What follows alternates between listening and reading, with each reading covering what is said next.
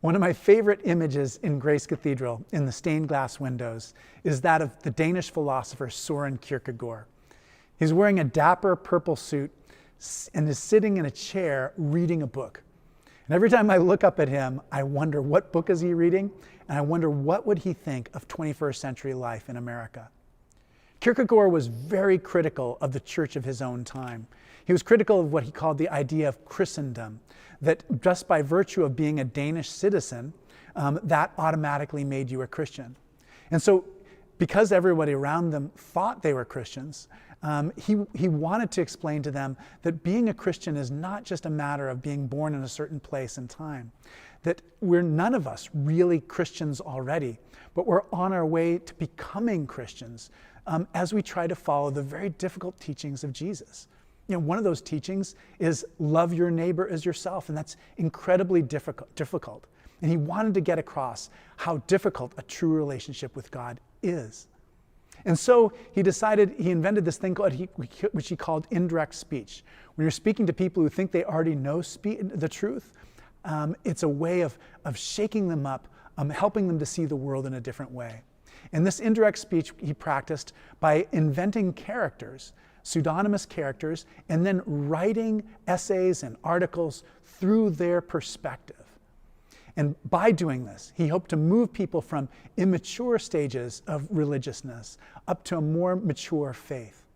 And that was another thing he believed in, was the stages of belief. The lowest stage of belief is what he called the aesthetic stage.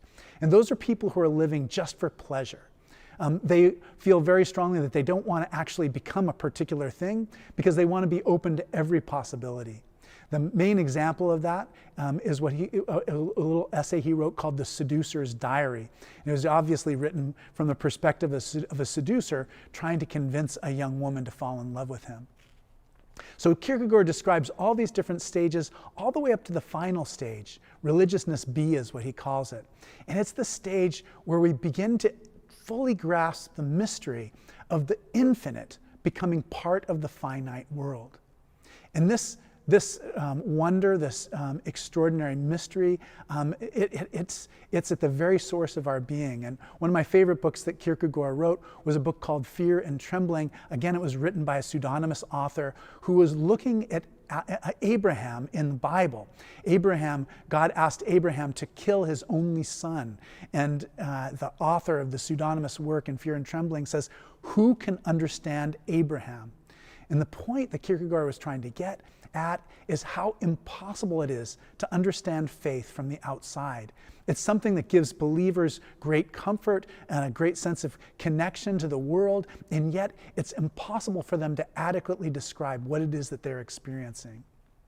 Kierkegaard believed so much that faith is a matter of passion, that our relation to God is a relation of being God's lover, being in love with God so deeply and powerfully.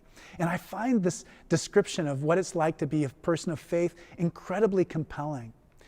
Kierkegaard was an extraordinarily sensitive person. He understood what modern people are just beginning to understand, and that is that human beings are broken. We're creatures who are prone to despair and depression, and yet there is also this extraordinary ability to transcend all of our experiences and to be in a real relationship with God, with the Holy One. My name is Malcolm Clemens Young. I'm the Dean of Grace Cathedral here in San Francisco, California. Thanks for watching More Good News.